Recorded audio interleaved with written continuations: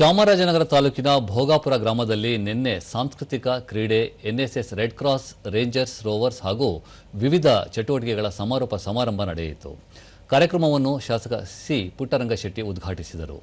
ರಾಜ್ಯೋತ್ಸವ ಪ್ರಶಸ್ತಿ ಪುರಸ್ಕೃತ ಹಾಗೂ ಸಂಸ್ಕೃತಿ ಚಿಂತಕ ಶಂಕನಪುರ ಮಹಾದೇವ, ಸಿಡಿಸಿ ಸದಸ್ಯ ನಾಗೇಂದ್ರ, ಪ್ರಾಂಶುಪಾಲ ಡಾಕ್ಟರ್ ಪಿ ದೇವರಾಜು ಮತ್ತಿತರರು ಉಪಸ್ಥಿತರಿದ್ದರು.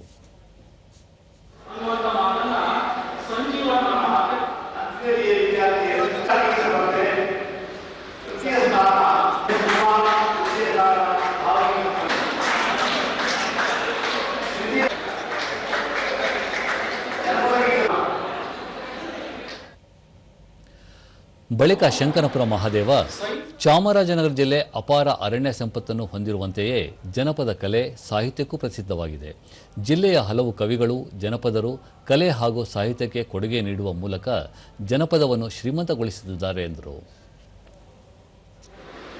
ಯಾವ ರೀತಿಯ ವಿದ್ಯೆಯನ್ನು ಕಲಿತಿದ್ದಾರೆ, ನಮ್ಮ ಜಿಲ್ಲೆಯ ಅರಣ್ಯಗಳಿರ್ತಕ್ಕಂಥ ಗಿಡಮೂಲಿಕೆಗಳು ಇಡೀ ವಿಶ್ವದಲ್ಲಿ ಅತ್ಯಂತ ಮಹತ್ವದ ಔಷಧಿಯುಕ್ತ ಗಿಡಮೂಲಿಕೆಗಳು ಅನ್ನುವಂಥ ಮಾಹಿತಿ ನಮಗೆ.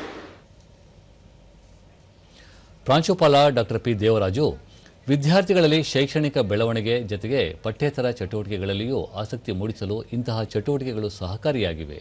ಮುಖ್ಯವಾಗಿ ಇಂದಿನ ಅಗತ್ಯವಾಗಿರುವ ಎಐ ಬಳಕೆ ಬಗ್ಗೆಯೂ ವಿದ್ಯಾರ್ಥಿಗಳಿಗೆ ಮಾರ್ಗದರ್ಶನ ನೀಡುವುದರಿಂದ ಸಹಕಾರಿಯಾಗಿದೆ ಎಂದರು.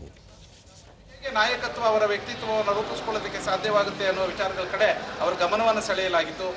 ಮತ್ತು ಇತ್ತೀಚಿನ ದಿನಗಳಲ್ಲಿ ಶೈಕ್ಷಣಿಕ ಚಟುವಟಿಕೆಗಳು ಅತ್ಯಂತ ಪ್ರಮುಖ ಪಾತ್ರವನ್ನು ವಹಿಸ್ತಾ ಇರ್ತಕ್ಕಂಥ ಭವಿಷ್ಯದ ಸಾಧನ ಅಂತ ಹೇಳಿದ್ರು ಅದನ್ನು ತಪ್ಪಾಗಲಾರದು.